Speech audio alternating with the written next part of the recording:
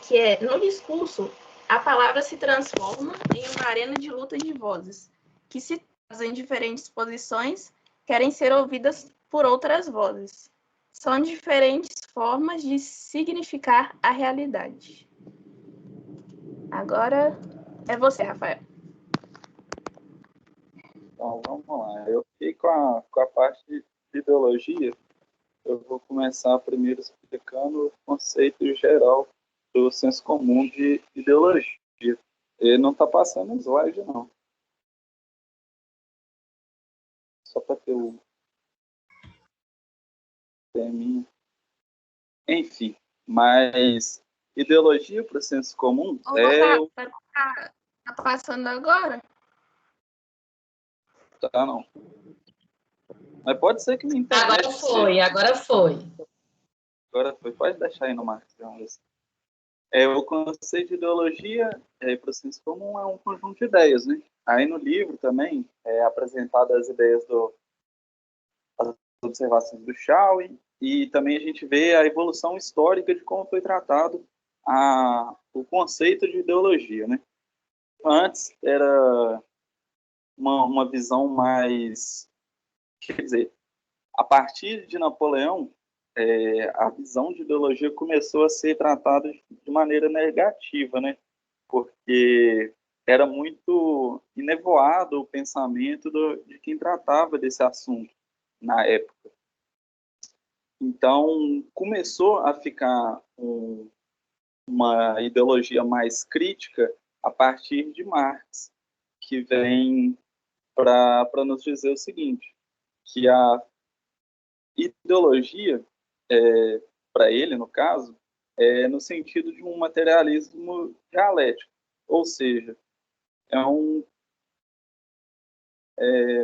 conjunto de proposições que são bastante elaboradas e que no meio delas você tem artifícios que são de cunho real, mas que não expressam uma realidade em si.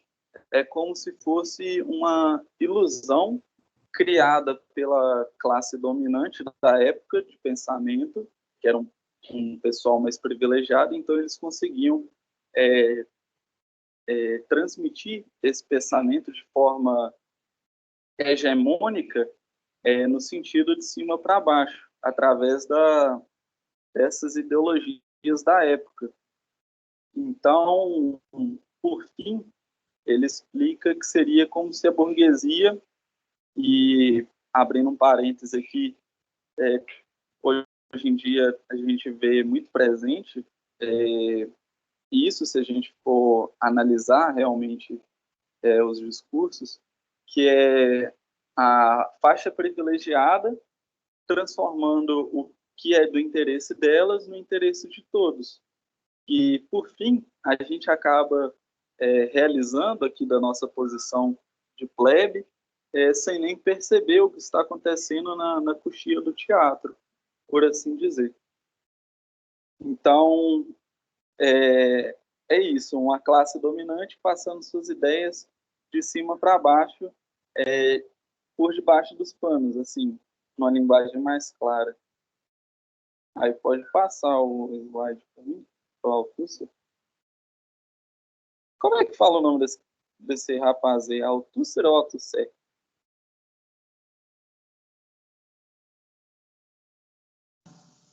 Esse daí é Althusser. Eu sou horrível. Tem nome também, não sei pronunciar direito, não, corretamente. Deu para entender. O Louis Althusser, ele era marxista. Ele pegou as ideias lá do Marx e deu uma aprimorada nela no sentido da ideologia crítica. Nessa época, nesses tempos para trás, né, a ideologia ela batia de frente com a física quântica, né, em questão de entendimento, esclarecimento e de como, assim, através de dentro do sistema, você está um pouquinho mais à frente do sistema. Então, o Louis Althusser, ele aprimora essa visão e diz que tudo está focado nesse discurso lacunar. que hoje em dia a gente fala muito que é o discurso da falácia, né? Da desconstrução do adversário, que é o seguinte: você usa de artimanhas que é de conhecimento popular, que são verdades, para imputar algo que nem sempre é irreal. Então, você tem um meio que tem, sim, um pé na realidade do pensamento, é aplicável, mas você tem um fim que muitas vezes não cabe dentro da realidade como um todo. Então, você abre brechas para legitimação falsa daquilo que não é legítimo. O discurso lacunar afirma coisas reais e com isso parece real, mas deixa brechas onde se encaixam as coisas irreais, aparentando ser verdadeiro, mas sendo na realidade falso. É isso que eu expliquei agora. Ele pega essa visão do Marx e dá só uma aprimoradinha nela. E ainda mantendo as coisas como materiais, apenas de aplicação da parte, assim, como eu posso dizer, de engenharia social, onde aqueles que controlam o que vai ser dito, o que vai ser pensado, o que vai ser sentido, é percebido e captado por todos os receptores como algo que está vindo naturalmente, mas na verdade é de forma artificial através dos discursos, que vão se plantando as sementes na cabeça de cada um. Aí, por fim, tem o... como é que fala desse também?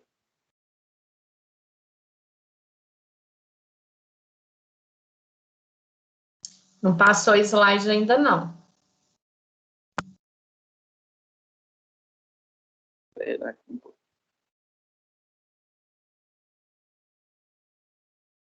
Agora foi. Aí, isso daí é o Paul Ricoeur, né? Analisando toda essa de Marx até esse personagem, a gente pode ver que as coisas elas vão tratando em dois polos, né? Você vai para um polo mais material, que é o extremo do Marx, e esse ele vai contrapor tudo. Ele vai dizer que, na verdade, tudo é ideologia. A ideologia está no meio de tudo. Tanto faz se ela é real ou irreal. Ela tem suas posições,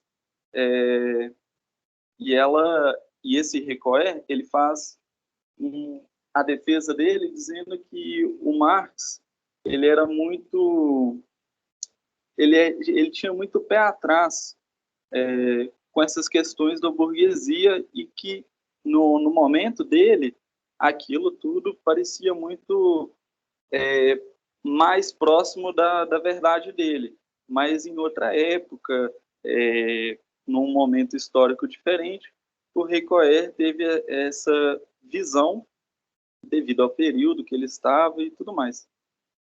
E ele faz essa crítica.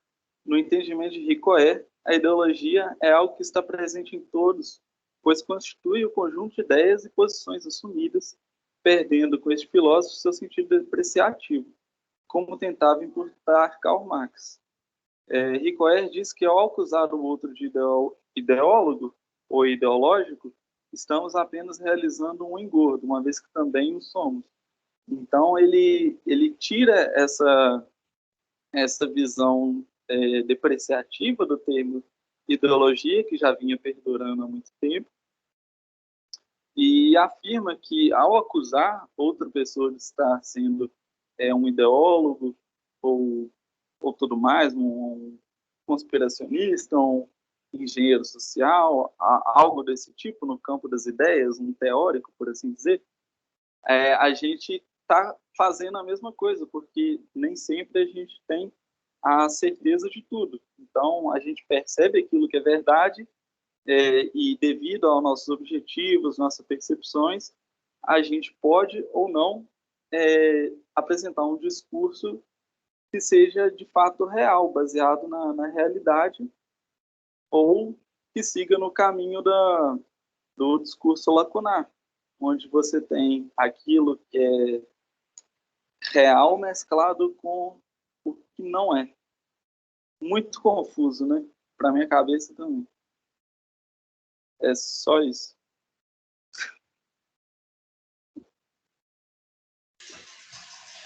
Agora você, Raquel.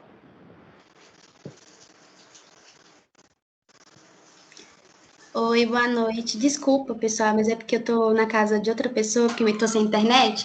Se tiver algum barulhinho aí, vocês me perdoam, tá bom? Vamos lá. Eu vou falar sobre o conceito do discurso em Foucault. Então, Foucault, em 96, concebe os discursos como uma expressão, isto é, como sendo o formador dos elementos que não estão ligados por nenhum princípio de unidade. Cabe à análise do discurso descrever essa dispersão, buscando estabelecimento de regras capazes de reger a formação do discurso. Tais regras, chamadas por Foucault de regras de formação, possibilitariam a determinação dos elementos. Um discurso é um conjunto de enunciados que têm seus princípios de regularidade em uma mesma formação discursiva. Foucault enumera 4 características constitutivas do enunciado. A primeira, a respeito à relação do enunciado. Aquele que chama de referencial. Referencial, ou seja, possibilidade de aparecimento e desaparecimento dos objetos que são designados pela frase. A segunda característica diz a respeito à relação do enunciado com seu sujeito.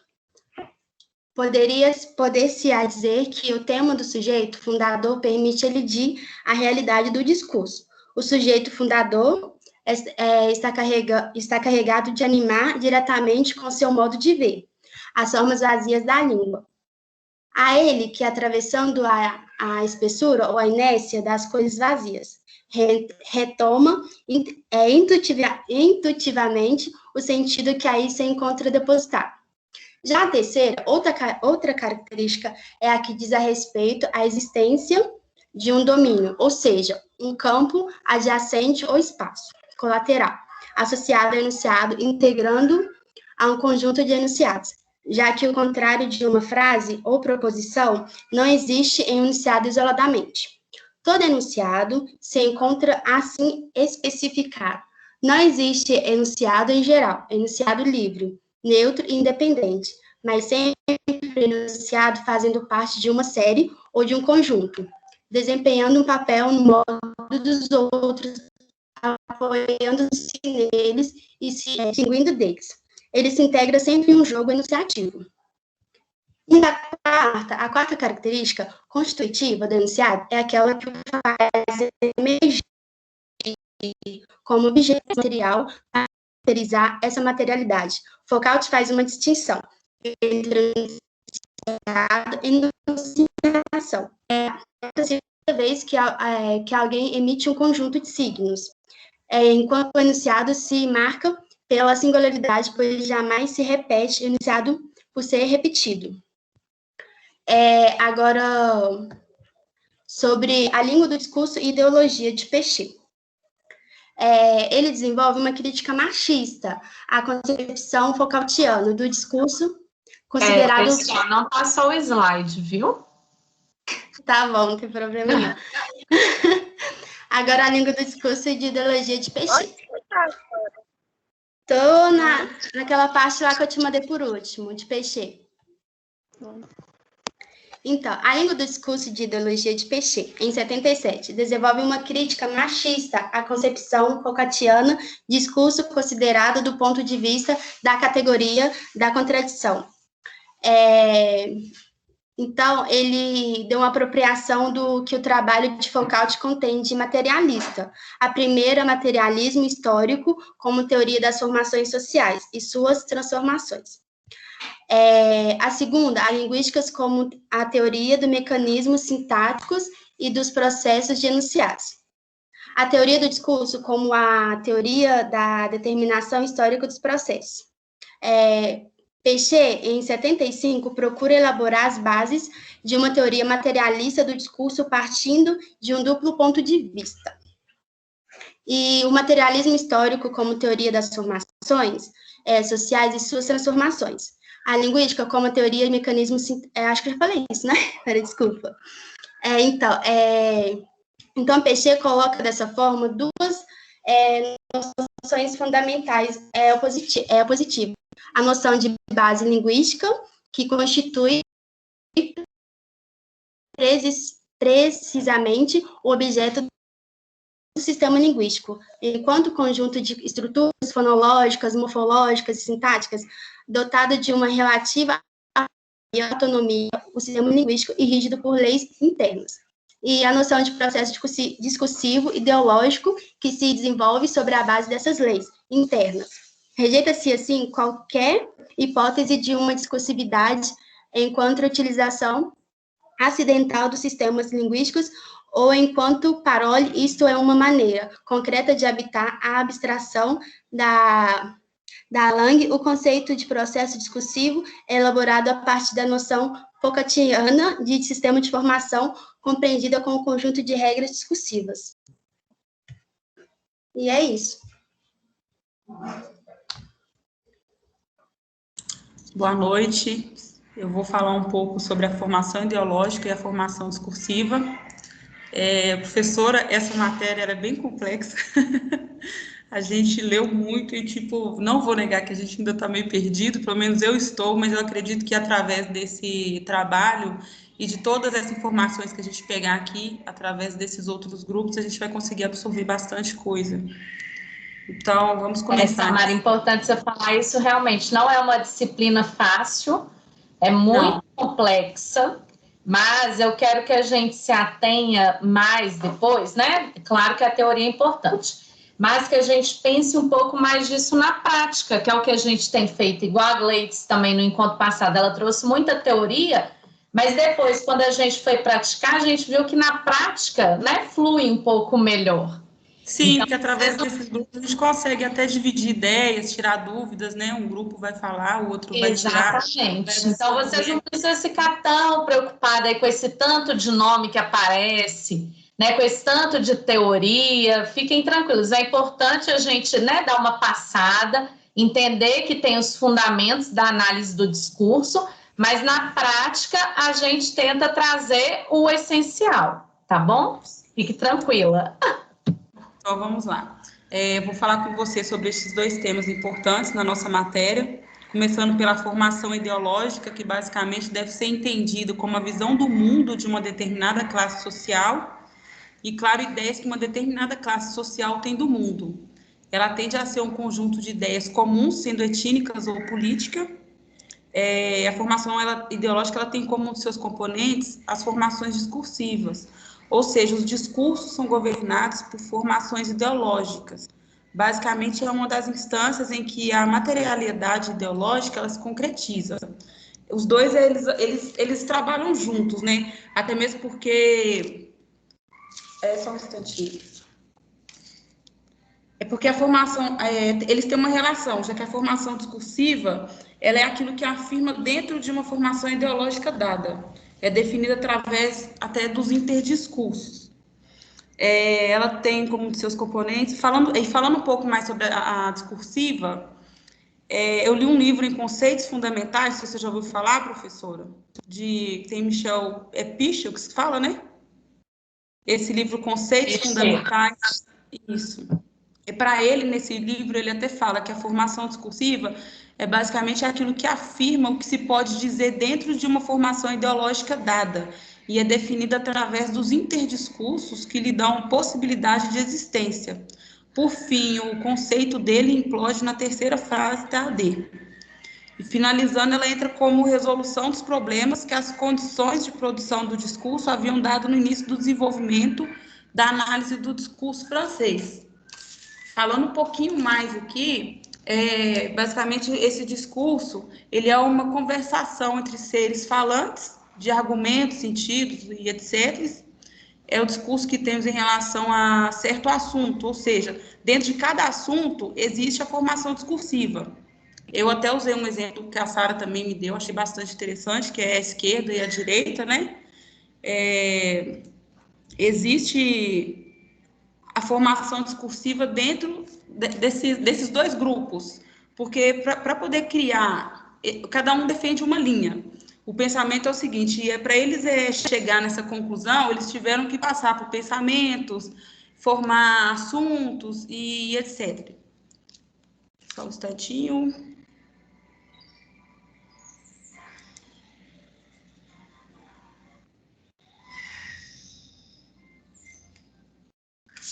Eu vou usar aqui como exemplo formação discursiva, podemos usar pronunciamento político, social, e também a gente tem que lembrar que entra a questão da linguagem, né, que você falou com a gente, que a gente pode usar nessa formação discursiva, a gente pode usar também aqui cartaz como formação discursiva, pronunciamento político, que também é uma forma de falar. Basicamente, é uma complexibilidade de um assunto tratado. E é isso, eu espero que vocês tenham gostado. Estou bem nervosa, porque apresentar trabalho mesmo online é muito difícil. Mas é o que deu para a gente entender aqui, e a gente leu bastante. É uma matéria muito, muito, muito complexa. Eu achei que ia ser tipo ler um textinho assim, a gente vai fazer uma revisão. Mas aí eu fui lendo, quando eu assustei, eu estava com outra página aberta aqui no dicionário Aurélio, para poder entender as palavras que eu não sabia nem o que era. Mas é através disso aí que a gente vai entendendo. Mas é bem interessante, porque tinha coisas que eu não sabia. Legal. Raquel, quer falar alguma coisa? Raquel levantou a mãozinha. Ah, foi mal. Fala aí, Raquel, desculpa. Travou. Travou sem querer, querendo. Não quer abrir o áudio. Agora abriu, a gente está te ouvindo. Tá me escutando? É porque tá aqui a tela parada, tá me escutando? Sim, estamos te ouvindo. Então, desculpa. Aqui eu vou falar um pouco. Eu vou falar uma coisa que eu anotei ela da aula da Gleides, que eu também achei muito interessante. Vou só ver se eu acho que porque travou tudo aqui. Que ela falou que um dos melhores conceitos é de Michel Foucault e Michel Pechet. Quando apresentado, Michel Foucault, ele diz que o discurso é uma forma de poder de forma que desejamos poderá, está sujeito ao modo de legitimação e, de acordo com Pechet, o discurso é o efeito entre seus intelectores e suas representações determinadas pelo estado de lutas de classes. Era só isso que eu queria falar. Muito bem lembrado, Raquel, muito bom. Eu esqueci de falar lá no Alto Solar que o que caracteriza principalmente o movimento de pensamento dele era que, para contrabalancear o Marx e a burguesia também, tinha a aparelhagem do Estado, que era, assim, nessa linha de pensamento dele, era um monopólio onde para o cidadão só sobrava submissão ao discurso. Então, era só isso que faltou. Foi mal. Obrigada. Sara levantou a mão. Era só para complementar o trabalho todo mesmo, só falando que nessa leitura toda, nesse estudo todo, a gente pode chegar à conclusão de que o discurso ele é basicamente várias visões, várias perspectivas que a gente pode ter. Não é uma coisa isolada, tipo um argumento isolado. São várias coisas. E é só isso mesmo. É o que eu mais aprendi lendo isso tudo. Muito bom o contexto, né? E, pessoal, os demais que estão aí assistindo, gostariam de falar alguma coisa, fazer algum comentário?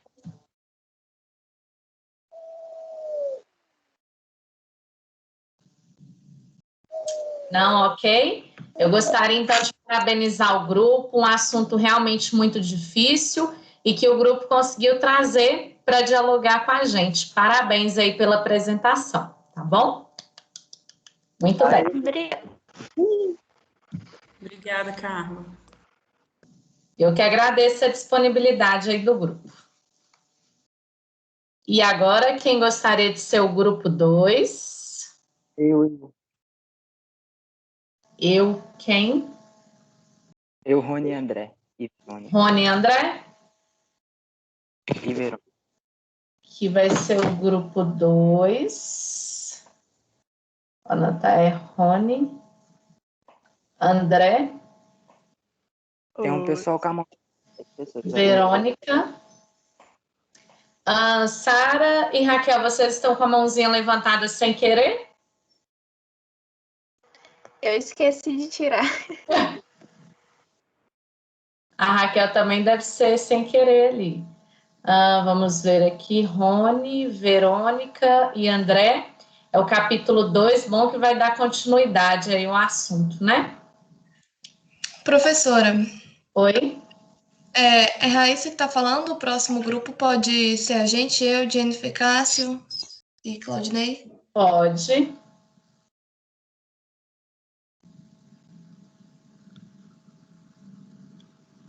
Posso. O grupo, quando quiser começar, pode ficar à vontade, tá bom? Fechou. Amém. Abriu. Calma aí. Ai, socorro. E aí, já abriu o compartilhamento? Abriu. André, deixa eu só interromper um minuto antes que eu não me esqueça. Rafael, eu estava verificando as minhas listas aqui, porque na verdade são como se fossem 4 turmas diferentes. E você não aparece em nenhuma delas. Como assim? Você está com algum problema no AVA? Eu tô com problema no financeiro, que o maldito do coordenador não me respondeu 4 meses, não resolveu o meu problema e eles estão me cobrando mais um semestre. Só esse é o meu problema, professora. Mas eu tô porque, se eu não me engano, nem nota eu consegui lançar para você. Acho que você não aparece. Que Aqui, maravilha, então, porque...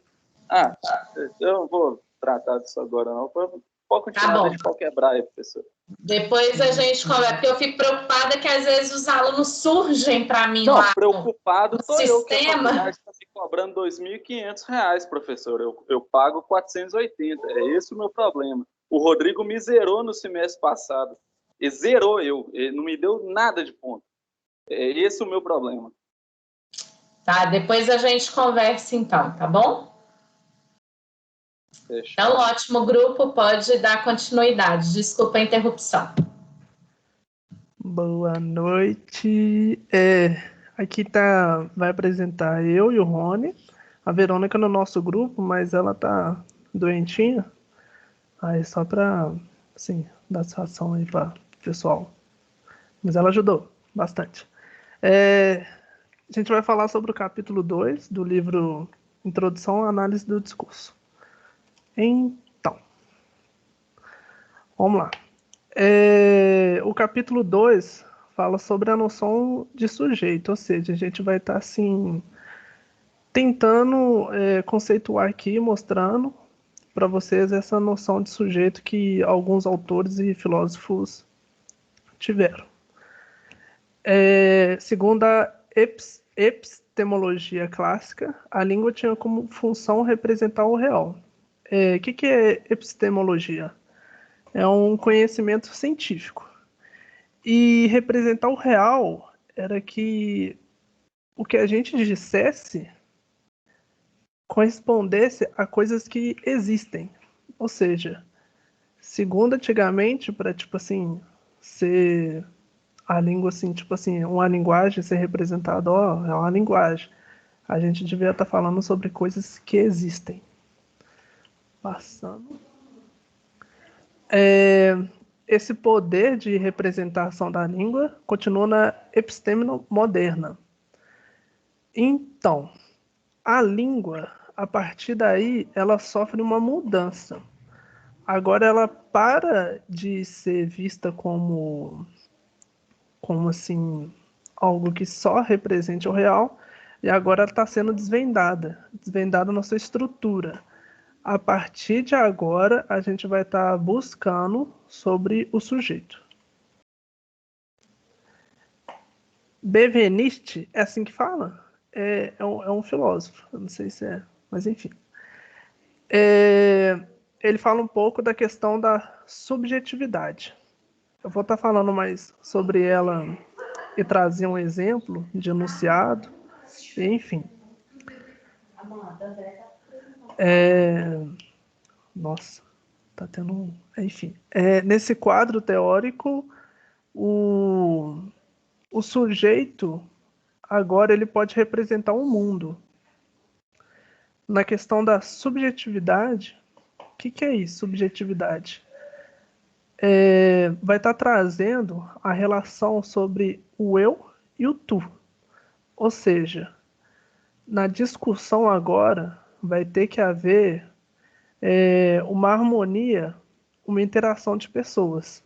E através dessa harmonia, a gente vai estar conseguindo não só representar o sujeito, mas como também trazer significado e representação ao nosso redor.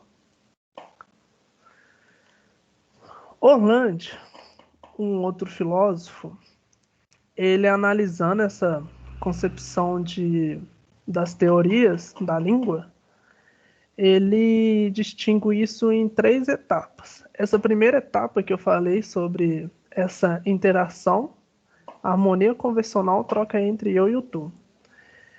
Ou seja, que deve-se haver uma interação entre essas duas pessoas. Mais à frente, como eu falei, eu vou estar mostrando um exemplo dessa interação sobre o que é o eu e o tu. Enfim, a segunda fase. A segunda fase, ela passa uma ideia de conflito entre as relações intersubjetivas. Intersubjetivos, o que é isso? São relações que envolvem sujeitos individuais. Aqui tem uma tensão forte do tu contra o eu. E essa interação forte descreve um exemplo que ela é fortemente influenciada pela retórica e também nos discursos políticos. Tipo, como é que eu explico? Exemplo, vai estar um político lá falando sobre o que ele oferece, sua tese e tal, e tipo assim, ele começa dar uns questionamentos retóricos, tipo assim, gente, não está precisando disso, mas sim, sem ninguém precisar responder. Exemplo, está precisando de saneamento, está precisando disso, está precisando daquilo. Ele vai estar questionando sobre problemas que devem ser cumpridos, mas ele está falando aquilo para favor da eleição dele, ou seja, tipo, é um discurso retórico do tu para o eu. A terceira fase, que Orland descreve, é que o sujeito só se completa na interação com o outro. O eu, ele se sente incompleto. E ele quer ser completo na fala dele. Mas na frente, nessa questão da subjetividade, a gente vai estar falando do eu e do outro, que é um outro exemplo do discurso quando a gente recorre à fala de outra pessoa. Enfim. Agora falando um pouquinho a mais sobre essa subjetividade de Benveniste. Antes, agora eu tinha classificado só as análises do Orland. Agora falando um pouquinho a mais dessa subjetividade desse filósofo. A maior preocupação da subjetividade não é no produto, o texto em si, e sim no enunciado.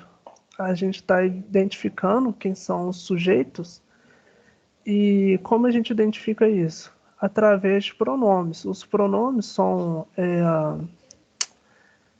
o primeiro passo para a gente relacionar essa questão da subjetividade, para estar caracterizando ela. Aqui o conceito de enunciação é como um processo de apropriação da língua para dizer algo. Ou seja, enunciação, a definição dela é uma ação ou uma maneira de enunciar. A enunciação é quando A pessoa se apropria da língua. O que é isso? É quando eu vou dizer algo. Acho que agora vai vir um exemplo. Eu vou estar explicando melhor com esse exemplo. Ó, bacana. Esse aqui é uma charge do Armandinho.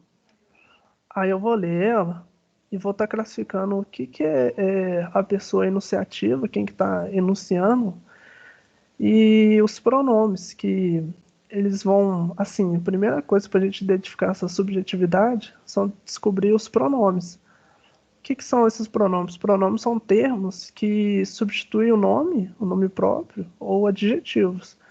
Eu, tu, ti, mim. Igual eu tinha dito antes, para haver essa relação de subjetividade, deve-se haver esse discurso e a gente achar esse eu e o tu. Enfim, aí o Armandinho pergunta para a senhora. Para mim, o melhor amigo do ser humano é o sapo. Pergunta não, né? Afirma, exclama. Mas o cachorro cuida da casa, é companheiro nos passeios, na alegria e na tristeza. O que um sapo faz por você? Eu não tenho amigos por interesse, minha senhora. Aí a gente vê pessoa enunciativa. Quem que está enunciando? Quem que são essas pessoas? O primeiro passo é a gente achar os pronomes. Começando lá, a gente tem ali o pronome mim, que é o sujeito eu, que é o Armandinho. O mim, ele está falando sobre ele.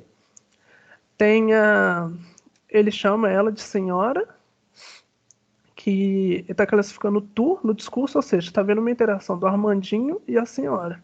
O Armandinho que fala mim, ele usa o pronome mim para classificar como ele, o eu, e o tu, ele usa a senhora. Aqui a gente não substitui, mas a gente consegue claramente identificar quem que está fazendo parte dessa enunciação, quem são as pessoas enunciativas. E outro pronome ele também tem o eu, que além dele falar a mim, no final lá ele fala o eu. E tem a pessoa enunciva. O que são essas pessoas enuncivas? Tem o eu e o tu, que vão fazer essa integração na parte do discurso, que vai ter esse espaço que divide essa interação, né, entre os dois. E o enuncivo é quando o eu e o tu, eles falam do ele. Quem que é o ele? Quem são os outros que estão aí dentro do discurso? Que assim, eles não estão participando, não, mas eles são o ele, que é o sapo e o cachorro. O sapo e o cachorro é o ele. Eles não estão assim nessa interação, mas estão fazendo parte da pessoa enunciva, que ela trata-se do ele, que são os termos cachorro e o sapo. Resumindo essa parte aí de subjetividade, o sujeito de Benveniste é um eu, pronome eu, que se caracteriza pela homogeneidade e unicidade, que quer dizer isso, que ele é único, singular. E se constitui na medida que interage com o tu. Aí sempre que eu mais percebi que a subjetividade, ela frisa isso, tem que ter essa relação do eu e do tu. Alocutário. Alocutário é quem se dirige à fala. Opondo-se a ambos a não pessoa. A não pessoa é ele. Está vendo a discussão entre eu e o tu, e a gente opõe uma não pessoa, que é o ele. No exemplo do Armandinho, a não pessoa, o tu, era o sapo e o cachorrinho. Agora falando sobre o sujeito descentrado, o eu e o outro. Sua fala é um recorte das representações de um tempo histórico e de um espaço social. Dessa forma, como ser projetado no espaço e tempo orientado. Enfim, o que é isso? Aqui, o eu, ele divide o espaço da fala dele com o outro. Mas esse outro, como o Bakhtin ressalta, que ele é o único objeto de consciência, não pode formar uma outra consciência. O que é isso? Vamos supor, eu vou falar de uma data histórica que já passou há muito tempo. Eu vou usar a fala de outra pessoa para para estar podendo conceituar, né? Para estar podendo falar sobre aquilo. Ou seja, tipo assim, eu não vivi naquela época. Se eu não vivi, como é que eu vou falar daquilo para uma outra pessoa? Eu vou usar citando as palavras do outro daquela época. Exemplo, igual eu tô fazendo aqui, eu tô usando a fala do Bakhtin, ele é o outro na minha fala. Eu tô utilizando dele, eu tô dividindo o espaço do meu discurso aqui que eu tô falando com vocês, com ele, com o Bakhtin. Só que ele não pode exercer uma consciência no meu discurso. Tipo assim, eu tô falando dele, mas ele já morreu, ele não tá aqui. E esse Bakhtin também foi um pensador e filósofo russo, teórico da cultura europeia. Agora é contigo, meu amigo Rony. Nossa, mas já, que isso, mano.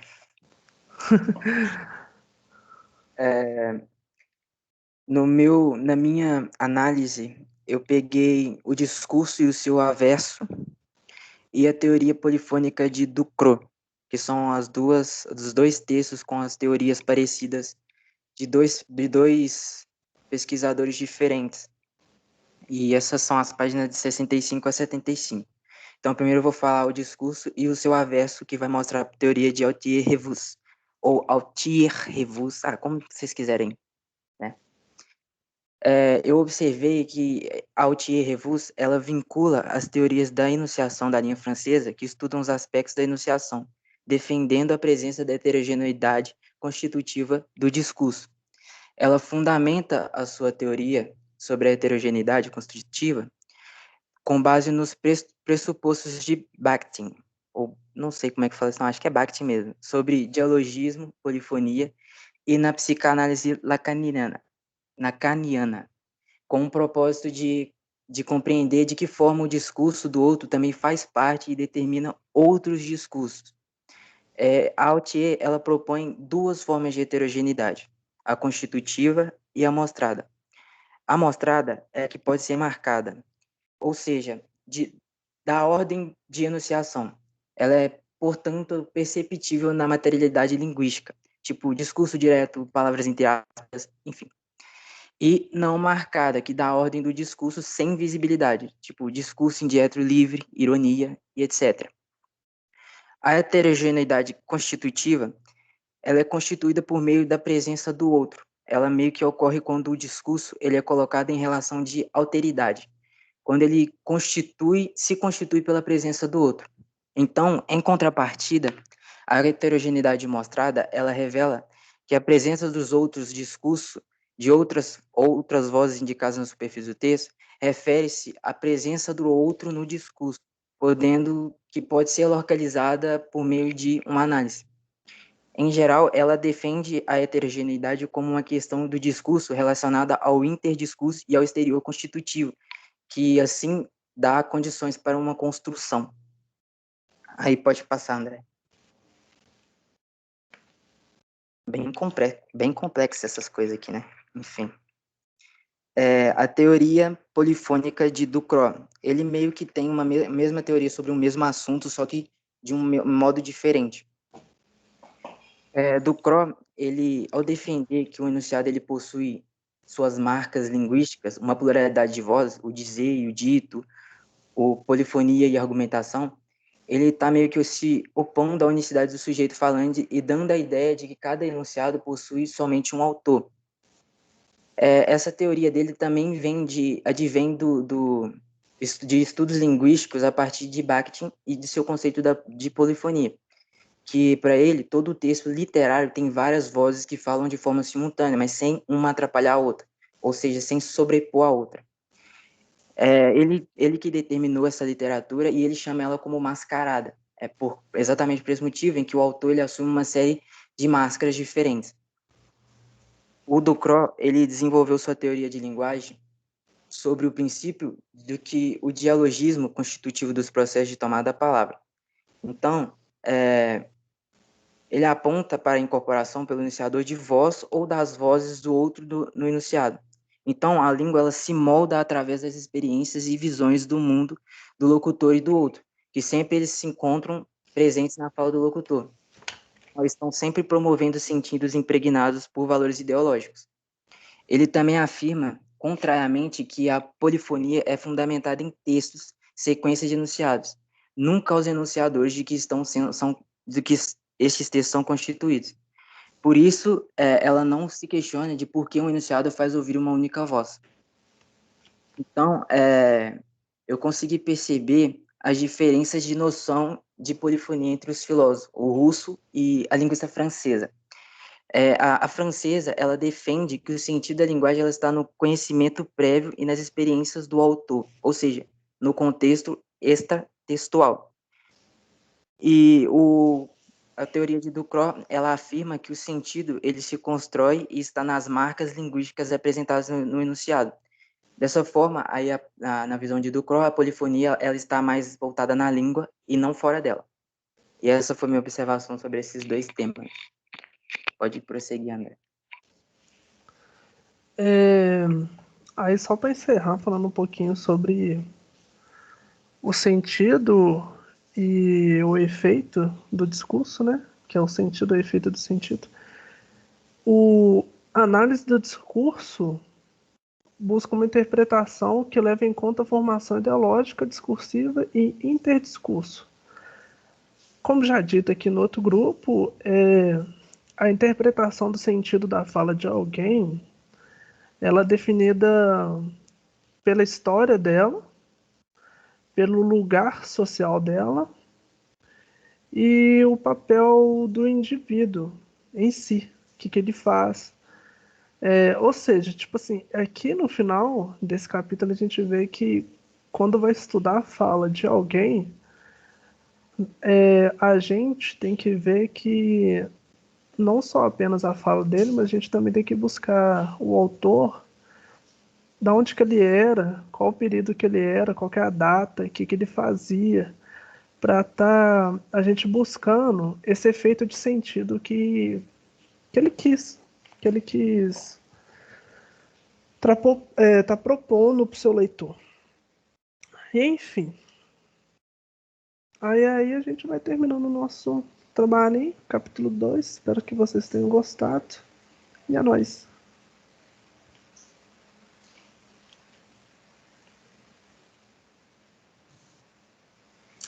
Muito bem, pessoal. Quem gostaria de comentar alguma coisa? Queria agradecer o grupo aí pela apresentação. Eu que tentei sem assistir às aulas, com a linguagem mais simples assim, fica mais fácil de entender. Eu tava preocupado de explicar subjetividade, achei que era bem complicado, mas deu para pegar, mais ou menos. A subjetividade é a especialidade do papai aqui, né? Eu tava em aprendizado, mano. É muito termo, né? Muito teórico, assim, durante o capítulo. Lembra, a subjetividade também está relacionada ao inconsciente, que a gente conversou um pouquinho em uma de nossas aulas. E então, alguém quer comentar mais alguma coisa? Então, ótimo, parabéns aí, Rony e André, pela apresentação. Assim como o Rafael colocou, trouxe numa linguagem acessível. Muito bem, parabéns. Thank you. Muito bem. E agora o grupo 3, que já tinha aí se prontificado. Quem que é o grupo 3 mesmo? Já esqueci. É o do Cássio, eu acho. Isso. Isso. Grupo do Cássio e da Raíssa, que vai trazer o discurso das mídias, né?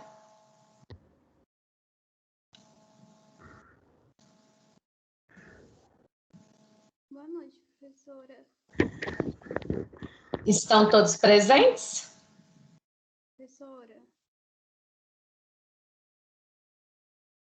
Eu acho que alguém está falando bem baixinho.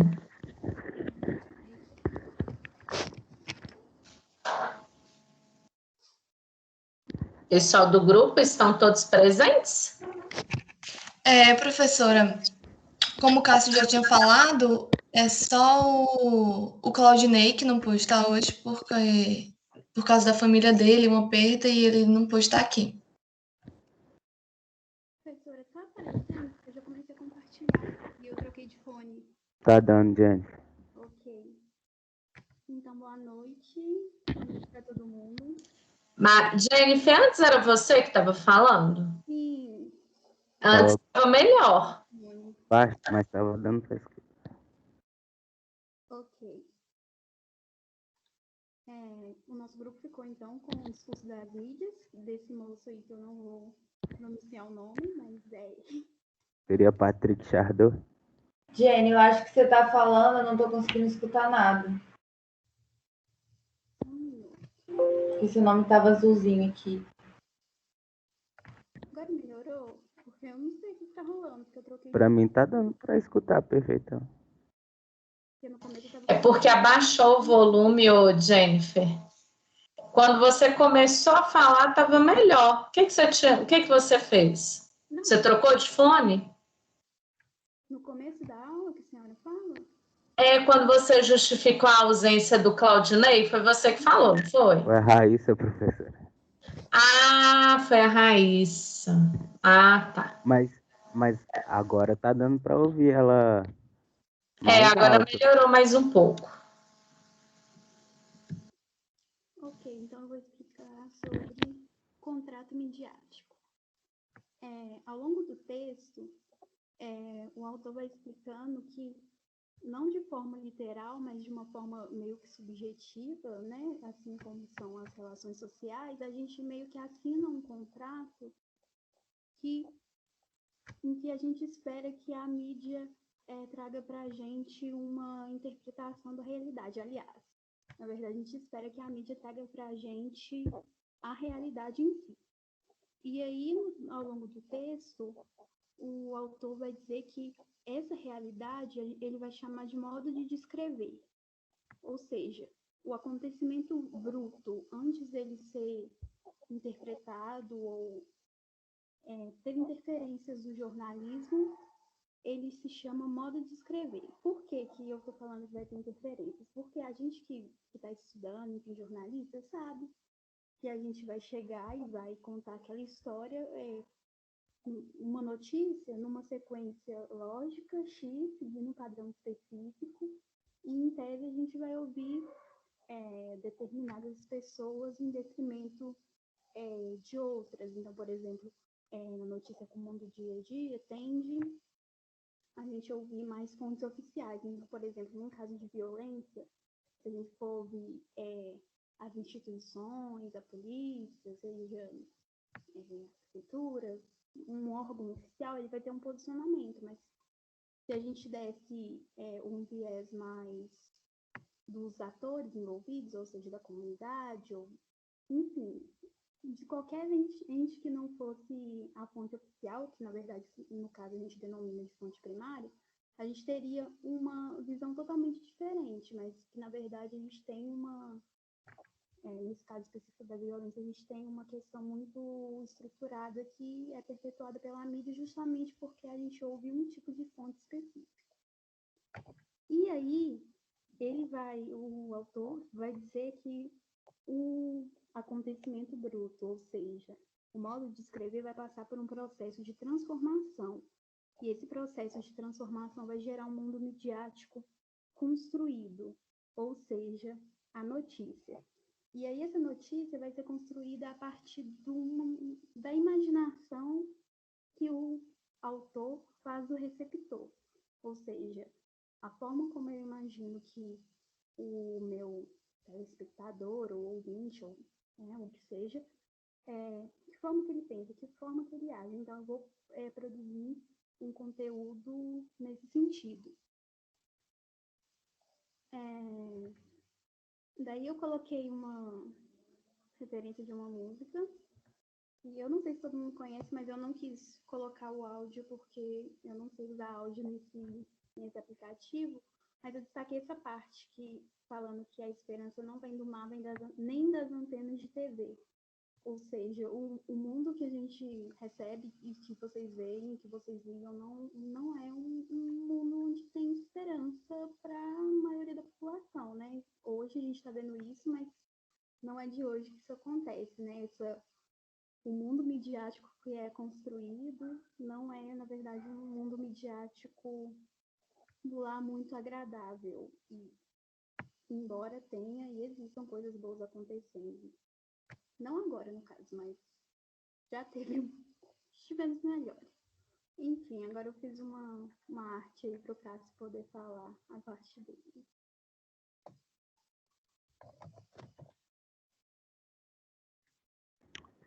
Então, pegando o início do texto, né, acho que pode até passar um pouquinho, ele começa explicando como que surgiu o conceito de espaço público, né?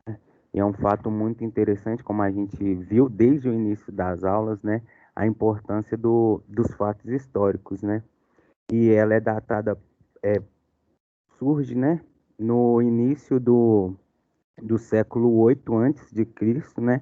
Na Grécia Antiga, nas polis, né? Que são as cidades-estados, que, na verdade, se a gente for olhar na nossa sociedade, é onde que surgiu a democracia. O que que acontecia? As decisões políticas, sociais e econômicas eram decididas nas praças públicas e todo cidadão que era considerado livre, ele podia opinar, né? Ou seja, uma situação era proposta e ali votavam quem estava de acordo e quem não estava. E voto direto, né? Não como a gente tem como no Congresso, né? Que é representativo, né? E, e aí surge essa ideia de democracia, né? Que é o poder que emana do povo para o povo, né? E aí passando também pelo Império Romano, né, que é citado no texto também. Se a gente pegar as três fases do Império Romano, ele visa muito isso, né? É o povo, que são os plebeus, buscando pelo seu direito e conseguindo, porque pelo um levante popular, pelo público se unindo, consegue o seu direito e também aí a gente já, por um outro lado, a gente vê o que a gente tem hoje de um líder tomando a frente, né? A gente pega no começo do Império Romano, final do período republicano, a gente tem os dois triunviratos, o primeiro de Júlio César e o segundo de Caio Augusto, né? Para ver como o povo ele tinha tanto respaldo do povo que ele tem o seu nome trocado, em vez de ser Caio Augusto, ele se torna, em vez de ser Caio Otávio, perdão, ele se torna Augusto Otávio, porque Augusto significa que vem do divino, algo divino assim, porque o público ele tinha um respaldo de todo mundo e ali ele acabou sendo o primeiro imperador romano, né? E aí, trazendo para o renascentismo, né, que surgiu na Itália, ele já quebra esse paradigma que tinha na Idade Média, que a Igreja Católica reinava. Aí surge o pensamento do antropocentrismo, né, que é o povo, novamente, como centro da atenção, né, e não mais o teocentrismo, que é Deus no centro da vontade. E aí surge também o latim, perdão, aí é deixado o latim e surge as novas línguas. E no texto fala que para o público ter ali esse choque essa hibridização cultural, tem que ter essa interação, tem que ser aceito entre o público ali o que é proposto, né? E aí, a partir disso, vem formando os novos pensamentos, vem formando novas situações. E se a gente for pensar isso de ser bem aceito, se a gente pegar a nossa língua, muitas palavras também caíram no desuso. Se a gente for pegar a palavra farmácia, como ela era escrita, né, que era farmácia com P, ela caiu em desuso. Agora a gente tem com F normal, né? E eu acho que é isso.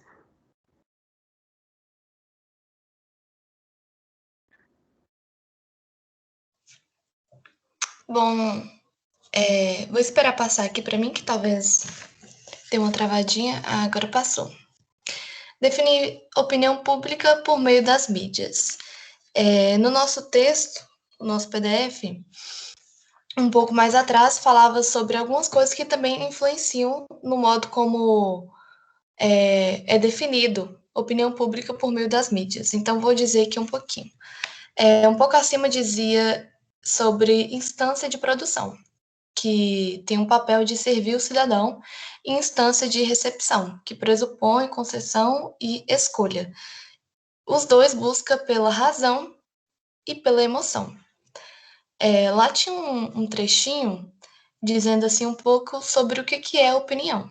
Eu escrevi aqui e vou ler para vocês, para que fique mais fácil compreender. A opinião é o resultado de uma atividade que consiste em reunir elementos heterogêneos e associá-los ou compô-los segundo a lógica do necessário ou daquilo que parece intuitivamente verdadeiro. Mais abaixo aqui também estava falando sobre o que é opinião e estava distinguindo ela de crença, dizendo que opinião é diferente de crença, mas que não significa que a crença não interfira na opinião, mas que as duas coisas são diferentes uma da outra. A opinião se distingue de crença porque a opinião é por probabilidade. E não se deve confundir opinião com conhecimento. Revela o ponto de vista do sujeito. A opinião revela o ponto de vista seu. Ele não é universal. A sua opinião não é universal. Aquilo que você pensa não serve para todo mundo. Serve somente para você.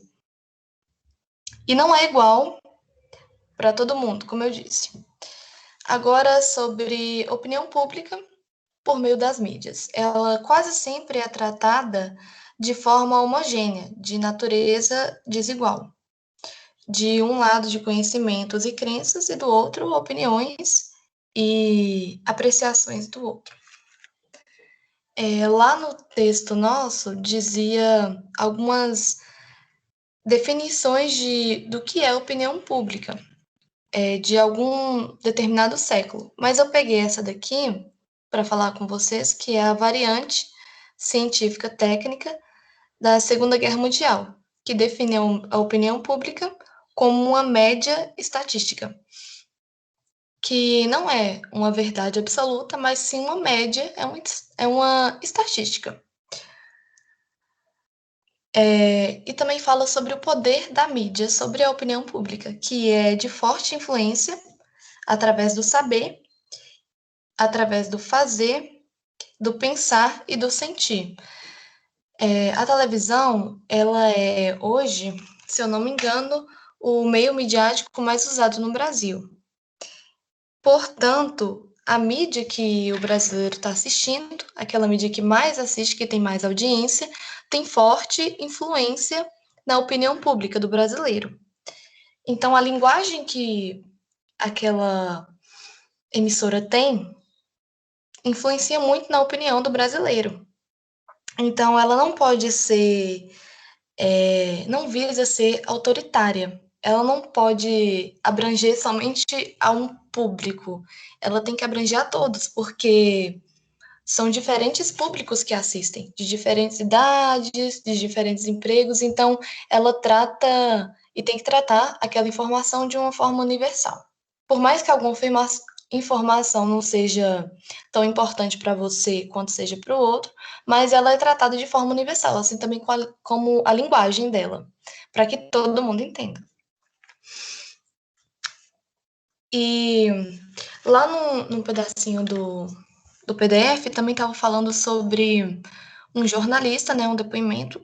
Se eu não me engano, eu não consegui encontrar de quem era a fala, mas ele dizia que o jornalista tratava os políticos de forma que, trazendo opinião como se fosse somente dos jornalistas. Ele dizia como nós, jornalistas, pensamos. E quando ele dizia isso, ele tratava somente para os jornalistas, de certa forma privando aquela opinião. não tratava ela de forma universal. E essa opinião, ela era transmitida de forma universal, então ela não cabia muito bem. E, no mais, é isso mesmo, sobre a definição de opinião pública pelos meios midiáticos. Ela é uma estatística e a mídia serve de forma muito influente para a opinião pública do brasileiro.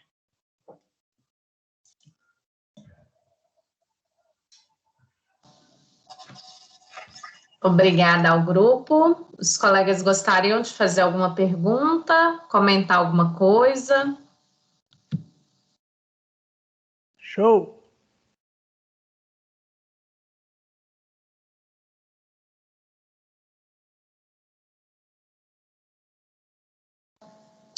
Então é isso. Parabéns aí para o grupo, parabéns pela disponibilidade, pela apresentação, Cássio, Jennifer e Raíssa. Muito bom.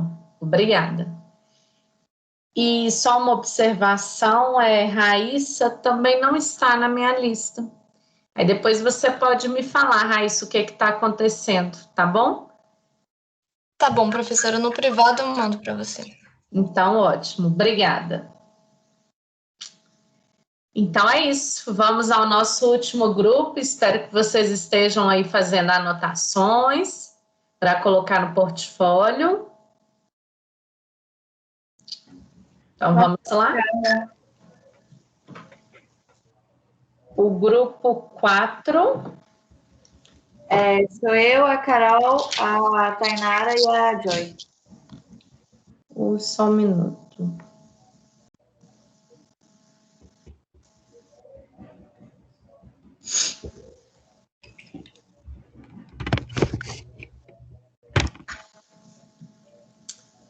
É a Maria Eduarda. A Joyce Gonçalves. Joyce. Tem outra Joyce? Eu acho que não. Maria Eduarda, Joyce, Tainara e Caroline.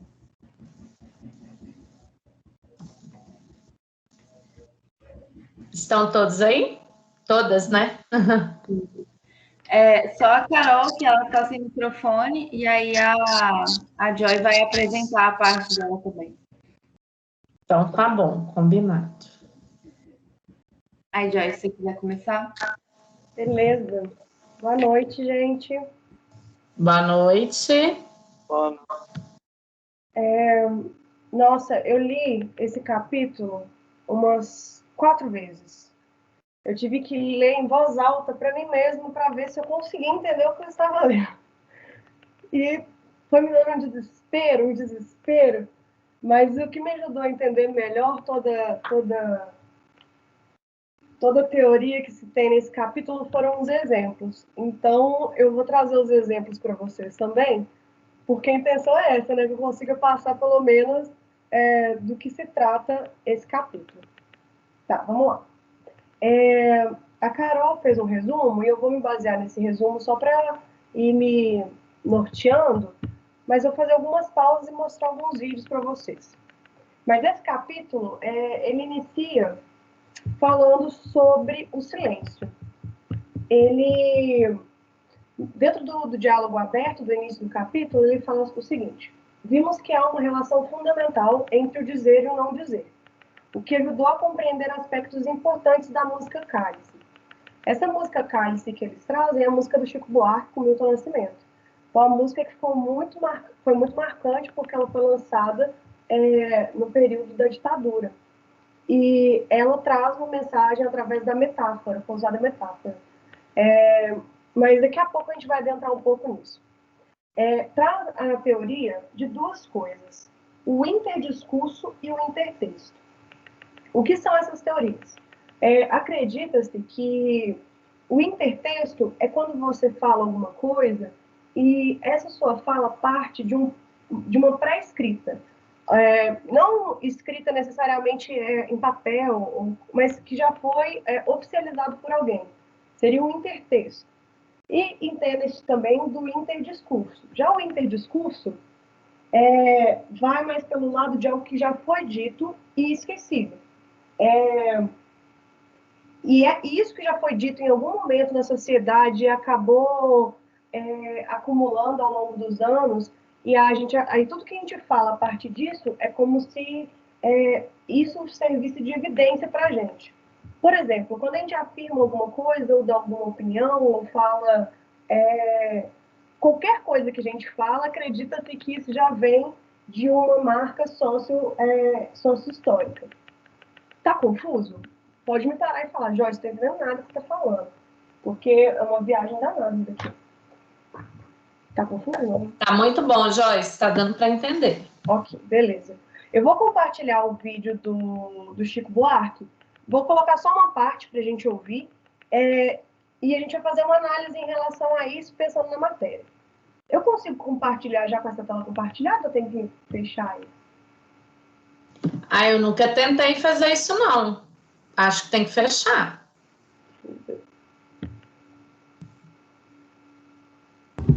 Joyce, você consegue compartilhar por cima? Pode colocar para compartilhar.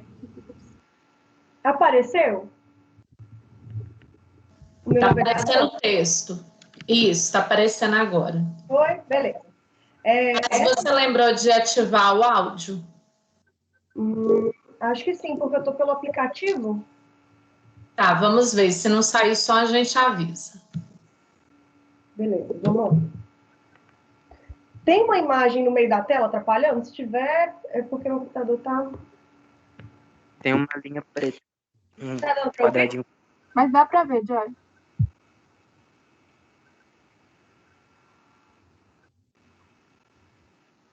A gente não tá ouvindo, Joy. Tá saindo som? Não. Eu tenho que parar de compartilhar e compartilhar de novo, né? Isso, para de compartilhar, mas antes de compartilhar, você tem que ativar o som.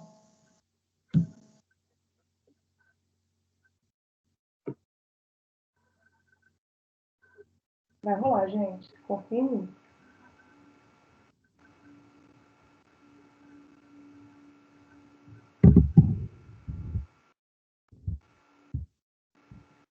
Bom, eu acho que tá de conta, meu Deus. Enfim, se não der, a gente vai ter que seguir nessa... Se não der, eu compartilho. É pelo YouTube, não é? Aham. Se quiser, eu compartilho.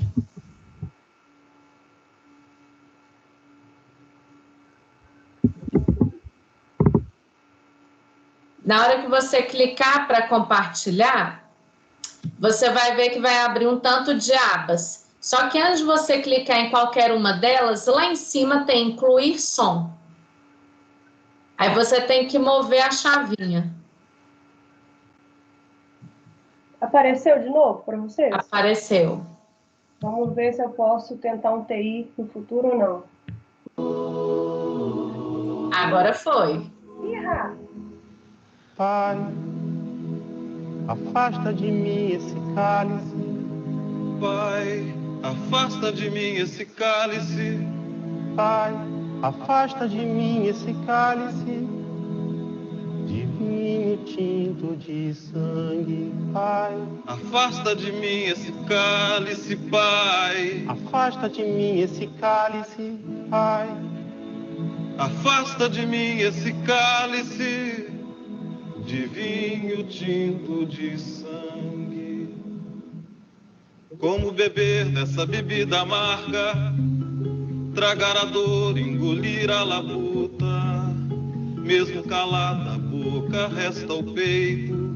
Silêncio na cidade não se escuta. De que me vale ser filho da santa? Melhor seria ser filho da outra realidade menos morta. Tanta mentira, tanta força bruta. Pai, afasta de mim esse cálice. Pai, afasta de mim esse cálice. Pai, afasta de mim esse cálice de vinho tinto de sangue. Então, por que a gente usa essa música? Quando foi lançada, como eu falei, foi na ditadura. quando os militares ouviram essa música, eles usaram o intertexto. A concepção deles em relação à música foi por causa do intertexto. O que isso significa? Quando a música usa essas expressões, cálice de vinho tinto, remete muito a histórias bíblicas. Então, quando as pessoas mais conservadoras, principalmente as cristãs e as católicas, ouviam essa música, elas não conseguiam interpretar como uma forma de protesto.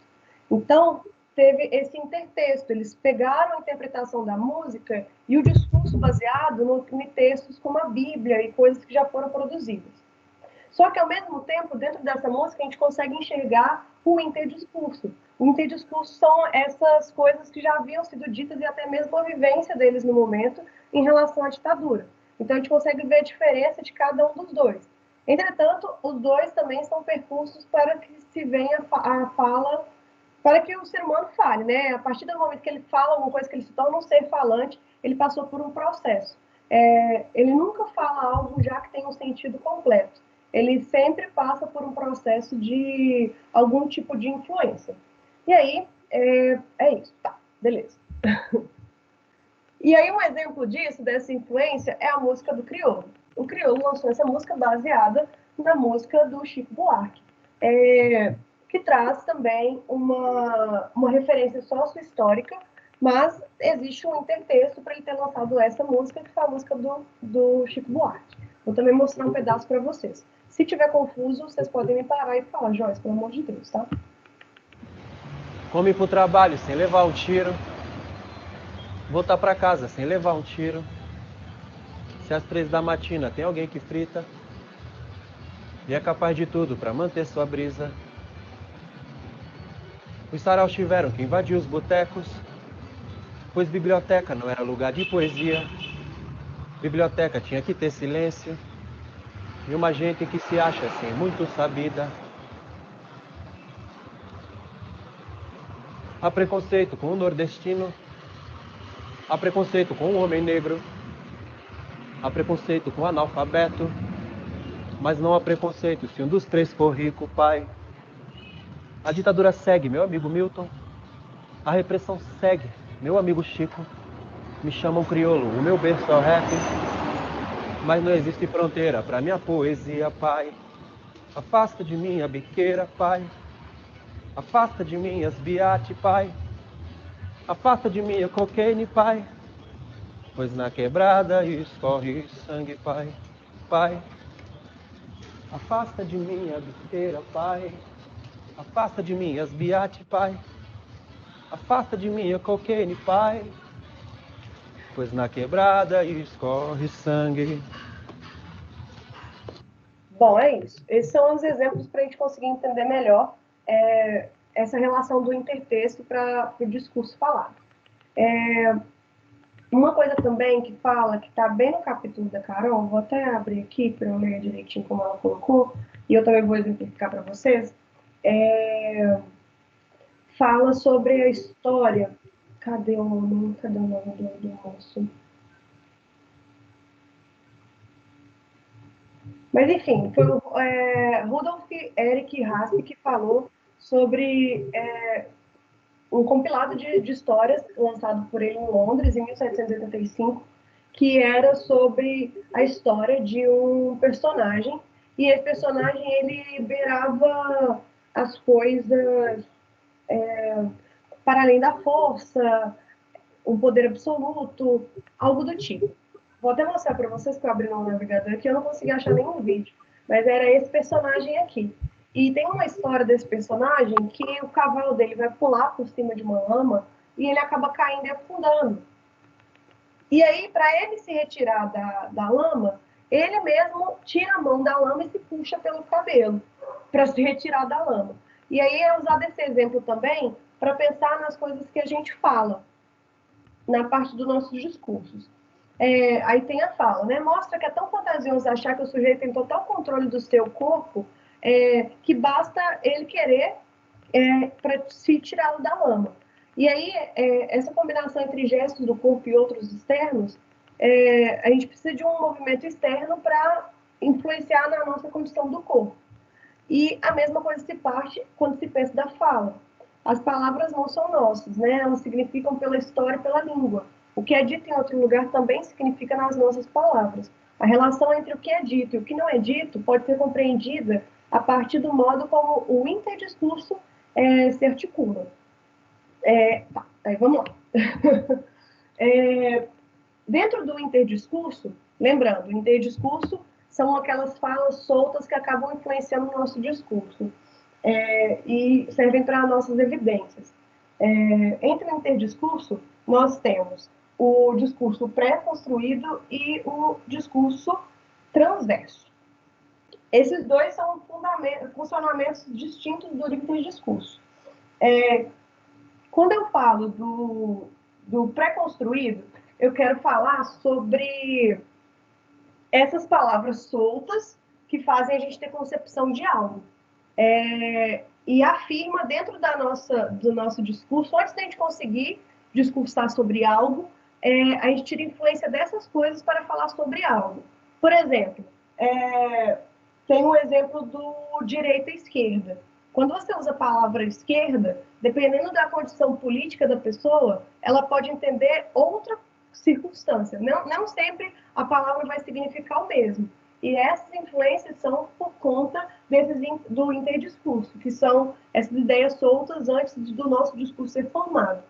E o discurso transverso é entendido como esse momento desse mundo das ideias, né, das falas que são esquecidas e do discurso ser falado. É como a gente se... tem até uma palavra que eu gostei muito, cadê?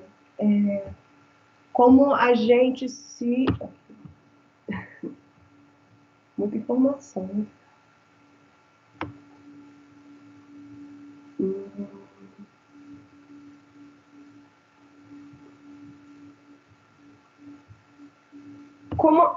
Quando há sujeitamento. O discurso transverso é como se estivesse entre o pré-construído e o intradiscurso. O intradiscurso é quando a gente fala, literalmente, quando a gente está no momento da fala. Então, como o processo de assujeitamento, transformar sujeito em um sujeito falante. Então, é um momento que a gente pega todas as informações que a gente tinha soltas e consegue transformar em um discurso. Então, não existe discurso vago e as palavras por si só, elas não têm um significado. O significado parte dessa relação sócio-histórica que a gente tem com todas as coisas ditas. Seja coisas dentro do intertexto, que são provadas, que foram ditas, ou coisas que surgiram ao longo dos anos e foram esquecidas, mas acabam servindo de evidências para a gente ter um discurso pronto sobre alguma coisa. Ficou confuso, gente? Ai, meu Deus, ficou confuso? Vocês estão me ouvindo? Não, Joy, pode continuar, tá tranquilo. Porque é muita coisa. É muita loucura, mas tá bom, vamos lá. Vamos ver. Eu coloquei uma descrição de uma situação problema, que essa moça, essa Lília, ela é uma antropóloga e ela foi convidada pela Folha de São Paulo para escrever um artigo. E nesse artigo ela fala sobre a adoção de cotas para negros nas universidades públicas. E aí ela fez esse artigo, como devia e tal, e no seu texto ela apontou e discutiu argumentos contrários e favoráveis sobre a questão. Chamamos a atenção para um dos pontos que ela coloca, que é a dificuldade de determinar quem pode ser considerado negro. Quem é negro no Brasil? E aí, questionando a possibilidade de classificar as pessoas como tal. Com base nessa questão, vamos pensar nos discursos que há sobre ser negro no Brasil. Essa situação traz o questionamento porque quando você fala que a pessoa tem um olho verde, automaticamente esse discurso, todo mundo já pré-entende o que é.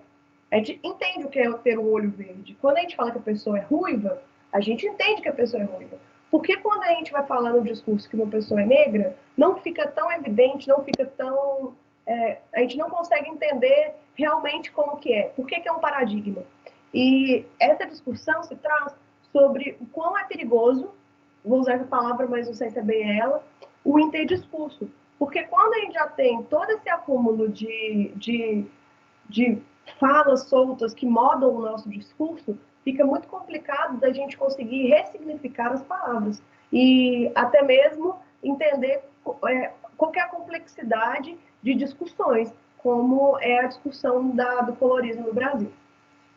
Ok, eu acho que eu estou finalizando, meninos, juro que eu não vou arrumar mais perto de vocês. Ah, tá, era isso. Aí eu tinha que falar sobre a palavra esquerda, a palavra negro, que ficou bastante marcado, e o avanço na prática consegue exemplificar como o interdiscurso dificulta que se dialogue pela produção de novos sentidos, porque já ficou entendido que tudo já tem um significado. Então, traz essa reflexão também para a gente. Tinha algumas questões, eu respondi essas questões, mas eu não acho que agregue tanto. Caso sobre um tempo, a gente pode voltar e a gente analisa essas questões, para não tomar mais tempo da apresentação. Beleza? Beleza. Carol, se eu esquecer alguma coisa, me manda no WhatsApp que eu falo. Dando continuidade, né, no que a Joy falou, depois da sessão dela e da Carol, a gente entra na sessão da interpretação, que é a 2.3. Otávio, se você quiser sair da apresentação da Joyce e colocar aquele fundo, mas se também não quiser, não tem importância. Então, gente, se fizer muito barulho, desculpa, porque o povo passa aqui dentro da perto de casa não doido. Parece que está aqui dentro. Um comentário em cima também dessa sessão, que eu acho que do livro inteiro, na questão da sessão 1 e da sessão 2, foi o que eu mais entendi, mais ou menos. Foi menos complicado. Porque realmente tem muita coisa e, tipo, é muito conteúdo, é muita teoria e, tipo, muitos pensadores envolvidos que acabam bugando a cabeça da gente. A sessão 2.3, ela começa relembrando 2 pontos fundamentais que a Joy abordou, que seria a relação do dito e não dito, sendo silêncio, né, uma forma de trabalhar, e a impossibilidade do sujeito controlar completamente o que diz e os seus sentidos, que seria a relação com a incompletude da linguagem. E aí, dando início na interpretação, eles também trouxeram novamente o trecho da música do Chico Buarque, que a Joy passou para vocês, que seria o Cálice. E aí, eles fizeram até uma análise, uma interpretação, na verdade, de 2 pessoas diferentes em cima desse trecho da música. Só achar aqui no resumo que eu me perdi. Ah, tá. Não sei se vocês estão passando o slide, mas está naquele slide inicial, tá? Não. No caso de apresentação seria esse mesmo, a gente fez os resumos separados. Aí eu já até tinha... tá, não. Só para falar mesmo. Uhum. Observando as 2 análises, eu também destaquei uns trechos aqui para falar com vocês, mas antes de comentar, por cima, né, observando as 2 e construindo a forma separada de, tipo, como cada uma é feita, é notável que não é possível interpretar qualquer fala ou escrita sem considerar suas determinações históricas, que até mesmo você abordou isso na aula, Carla, quando a gente estava falando sobre essa sessão. E aí, a interpretação, ela também foi constituída pelo caráter simbólico da linguagem. Peraí, que eu fui um pouquinho para frente, deixa eu voltar. Destacando aqui algumas partes das interpretações que fizeram, uma foi da Carolina Marcelo, que ela fez umas referências com passagens bíblicas, que seria, tipo, questão do vinho representar o sangue de Jesus, né? E que no cálice, por exemplo, que também é um outro símbolo bíblico, e ela estava trazendo isso como uma forma menos aberta de, tipo, fazer uma crítica social, já que na época da ditadura, querendo ou não, era uma coisa proibida. E também trouxe as ideias de perseguição, sofrimento e traição. Ela falou aqui que a frase ganha um significado mais forte na questão do cálice, né? Pai, afasta de mim esse cálice, que esse acaba tendo uma sonoridade bem parecida com a palavra cálice, do verbo de calar mesmo. E ao falar isso, ele está pedindo o final da censura e querendo que essa mordaça que o silencia acabe, né? O sujeito da música também, ele expressa dificuldade em beber essa bebida amarga que lhe oferecem, tragador, ou seja, banalizar o seu martírio e aceitá-lo como se fosse natural. Em questão do engolir a labuta, seria em relação ao trabalho pesado e mal remunerado que a sociedade tinha, a exaustão e a obrigação de aceitar as coisas calado, já que a opressão tinha se tornado uma rotina, né? Era uma coisa que eles não acabavam que eles não podiam lutar contra, já que tinha um peso maior em cima. E a segunda interpretação foi da Ana Luísa Palumbo. Ela também retratou a palavra cálice com cálice do verbo, e também falou, ela deu um outro substantivo, um outro significado para o cálice também, né? Que seria o do objeto mesmo, que é o objeto que pode ter algo em seu interior, e no caso, o que há dentro deste cálice seria o silêncio ditatorial, e o preço da vida das pessoas seria o sangue da vítima, o sangue das vítimas das expressões e das torturas. Ela também comparou o verso que está falando sobre beber essa bebida amarga, que também fez a mesma comparação até com a questão da... Esqueci o nome da moça. Da Carolina. Que aí seria a dificuldade de viver nessa situação, presenciar toda a repressão e não poder fazer nada. E o engolir a labuta também é a questão de aceitar os termos de condição de trabalho desumano. O silêncio, ela fez essa abordagem do silêncio que a Carolina não fez. Eu falo Carolina, é a do livro, para você não confundir com a Carol, do grupo. Não sei se alguém aqui pode fazer essa confusão, algo do tipo. Ela fez uma comparação que a Carol não fez, que seria sobre o silêncio, o verso do silêncio na música, né? Que o silêncio na cidade não se escuta. Que seria, no caso, ele seria o silêncio que ali habita era causado pela censura, já que você não podia falar nada contra o governo.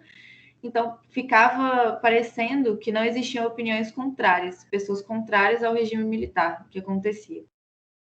E aí, essas duas análises, essas duas interpretações dessas meninas em cima da música, comprova ainda mais e acaba reforçando que não é possível a gente interpretar qualquer fala escrita sem considerar as condições de produção, que aí seria em questão de termos históricos e ideológicos também. E aí, o livro ele também trouxe nessa sessão um outro meio que até a Joy falou no finalzinho da apresentação dela, igual, por exemplo, quando você fala que uma pessoa tem os olhos verdes, você sabe, tipo assim, ela tem os olhos verdes. Pronto, acabou. Aqui eles trouxeram, tipo, essas interpretações, como que elas podem ser causadas de diferentes regiões, digamos assim. Eles trouxeram uma história, né, de um filme que seria As Aventuras de Azur e Asmar, onde o roteirista, que seria o Celote, ele achou uma forma de fazer uma crítica social muito forte. Ele conta a história de Asmar, que ao chegar em um lugar culturalmente novo, não é bem visto pela sociedade ali residente, por ter os olhos azuis. E aquele povo acredita que os olhos azuis são amaldiçoados e dão azar. Para eles não é só uma questão de fisiológica. E Azul chegou a ser agredido e causou pânico nas pessoas. Esse exemplo mostra que os atributos físicos não são significados naturalmente e sim interpretados conforme o contexto social. Igual, por exemplo, eles trouxeram também um outro exemplo, igual, se você falar a palavra vaca, por exemplo, ela pode ter várias interpretações dependendo das ideologias da pessoa e também da cultura que ela vive ali, né? Do contexto social e afins. Na Índia, por exemplo, se você falar vaca, eles já reconhecem como um animal sagrado e afins. Às vezes, dependendo do contexto, né, nem tanto do contexto, mas para quem você está falando, vaca pode ser uma palavra pejorativa, e para outros vai representar só um animal mesmo que produz leite e afins. E aí eu quis destacar até uma página, uma frase, na verdade, que aqui eles retrataram, que não existe nada empírico, tudo é simbólico, ou seja, interpretado com base em processos históricos sociais. Isso me lembrou uma questão que a gente viu na aula com o Dudu, que seria em relação aos signos vistos em semiótica. Dentro deles tem o símbolo, que é a relação do objeto estabelecida por convenções, que seria o conhecimento cultural, mas a vivência da pessoa. E eu vejo muito isso retratado, nessa sessão, retratado de uma forma mais simples, né, do que estaria presente dentro da semiótica.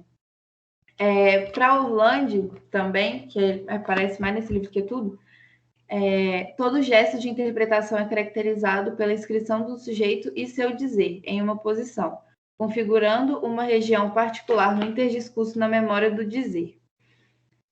Pegando esse trecho dele, fazendo uma comparação com o analista do discurso, para o analista a interpretação não basta, é preciso compreender o que está sendo investigado.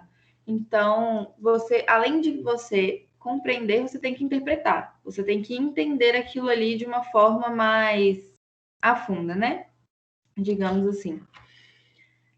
Compreender e interpretar tem uma grande diferença, que muitas vezes passa despercebido, e que seria no seguinte ponto. Compreender é saber que o sentido pode ser outro, de acordo com Orlandi. E interpretar é escolher um sentido. Mais de um sentido sempre é possível, mas o interdiscurso é apagar essa possibilidade, já que quando o sentido é praticado, só existe aquele. Ao acontecer isso, ocorre o processo de identificação, já que o sujeito em questão relaciona o que está sendo apresentado com sua formação para ter um melhor entendimento e sentido embasado no que conhece. E isso acontece de uma forma natural.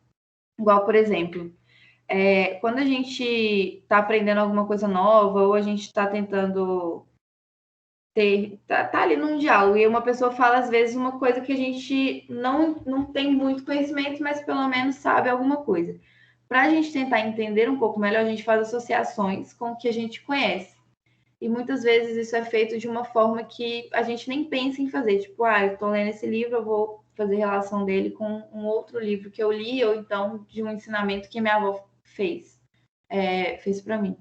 Não, tipo assim, muitas vezes eu estou lendo, eu falo, tipo, vou e penso, já de uma forma automática.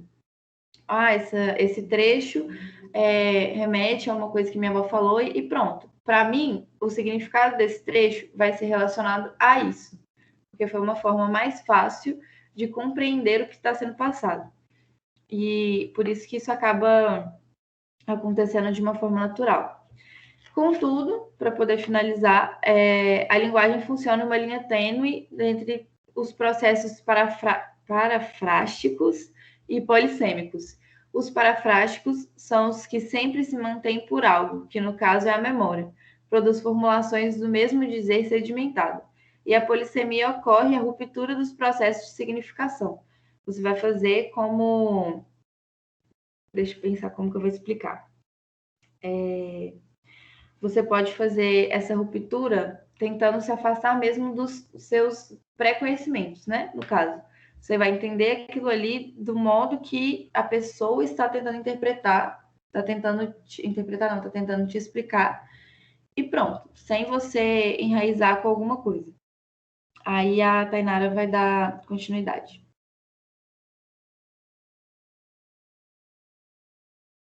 Vai? Vocês estão me ouvindo? Eu tô... Sim, estamos. É porque estava mutado. Complementando, pessoal, o que a Duda já falou dessa sessão, a gente vê que na seção 3 da interpretação, o sujeito e o sentido, né, eles se movimentam no duplo campo, tanto na estabilização e na transformação, né, se movimentando na estabilização como paráfrase e na transformação como a polissemia ao mesmo tempo. E aí ele traz para a gente uma pergunta, né, como que isso acontece, por que isso é possível? E, novamente, trazendo Orlandi, ele responde essas questões. Ele fala que se o real da língua não fosse sujeito à falha e o real da história não fosse passível de ruptura, não haveria transformação, não haveria movimento possível, nem do sujeito e nem do sentido. Então, dependendo de como são afetados pela língua, de como se escreve na história, depende-se como trabalha e são trabalhados pelo jogo entre a paráfrase e a polissemia. E entra muito nessa questão.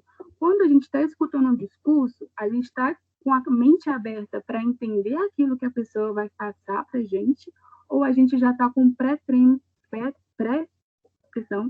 pré-construído desse discurso na nossa cabeça. A gente já está com uma interpretação que a gente leva com a gente, ou a gente está apto a compreender aquilo que a pessoa quer falar para a gente dentro do próprio discurso, né? E aí a gente também traz uma reflexão que o próprio Orlandi, ele fala sobre a interpretação. Ele fala que há uma relação importante entre o silêncio, a incompletude e a interpretação, que é onde a gente trabalha o discurso no nosso silêncio para entender aquilo que a gente está ouvindo, a incompletude para a gente levar aquele discurso a amplo, para a gente abrir a abertura desse discurso, e a interpretação, que é o que a gente vai aprender com aquele discurso, com aquilo que ele está passando para a gente. E aqui ele também traz uma situação-problema, que é basicamente a que foi tratada na seção 2.2, que é também sobre a questão do preconceito. Eles trazem uma análise que o jornalista Pedro de Souza ele fez um artigo que ele escreveu sobre entrevistas, que chama-se As Enquetes como Discurso, um caso de acesso à palavra do racismo. Ele traz uma análise de uma entrevista do Datafolha sobre o racismo, uma entrevista que o Datafolha fez com perguntas pré-datadas, já com respostas de A a C, para as pessoas responderem para descobrir se o brasileiro é ou não racista. E o Pedro fala que já de logo já se percebe que essa é um questionário que não permite diferentes possibilidades de resposta, porque a forma que ele foi formulado, ele traz com que todas as respostas são racistas, porque a primeira pergunta que a gente traz aqui desse questionário é: negro bom é negro de alma branca? E as alternativas são: concordo totalmente, B, concordo em parte, e C, discordo em parte, onde que ele só traz para a pessoa a resposta de ou eu sou totalmente racismo, ou eu não concordo com racismo, ou eu sei que existe o racismo, mas eu não me intrometo nessa questão de racismo. Então, todas as perguntas, as 10 perguntas tratadas na entrevista do Datafolha, são focadas num discurso racista para não identificar se o brasileiro é ou não. Ele não permite a interpretação de você falar, eu não sou racista. Ele dá a interpretação de falar se você é racista, se você sabe o que é racismo, ou se você não liga para o racismo, né?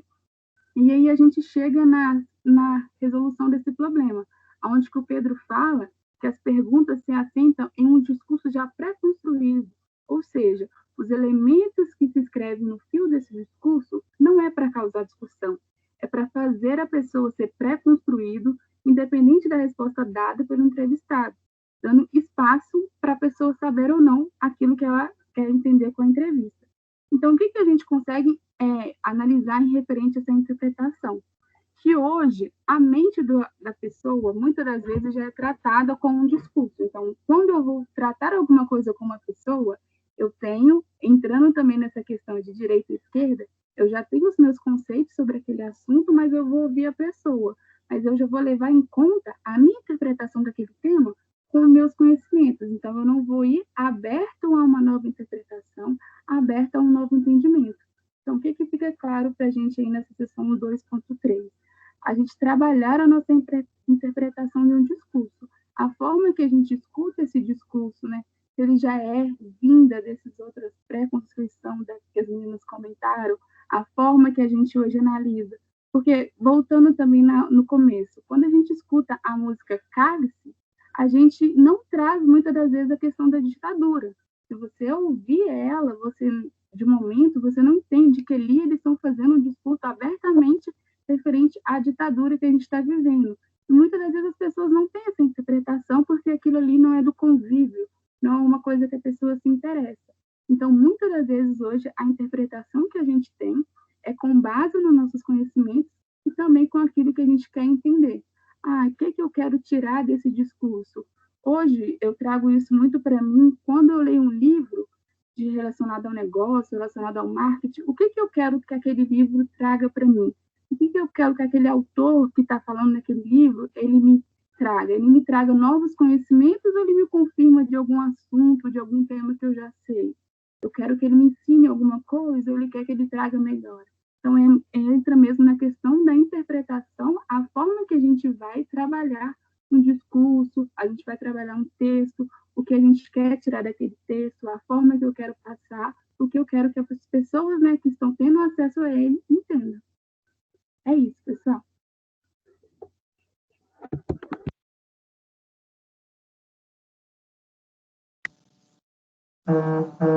Muito bem, mais alguém do grupo?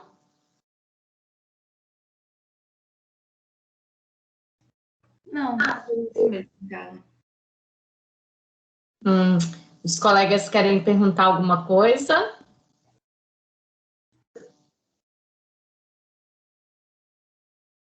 Não? Então, gostaria de parabenizar aí também o grupo 4. Parabéns aí pela leitura, pelas reflexões, pelos exemplos. Os exemplos sempre nos ajudam a compreender um pouco melhor. Parabéns pela dedicação aí do grupo 4 e de todos os outros grupos, né? Que esse foi o último a se apresentar. Muito bom, pessoal. Percebi que vocês se prepararam, se organizaram, é isso mesmo. E quem quiser compartilhar com os colegas as apresentações lá no grupo de WhatsApp, também pode ficar à vontade, tá? E agora, eu só quero confirmar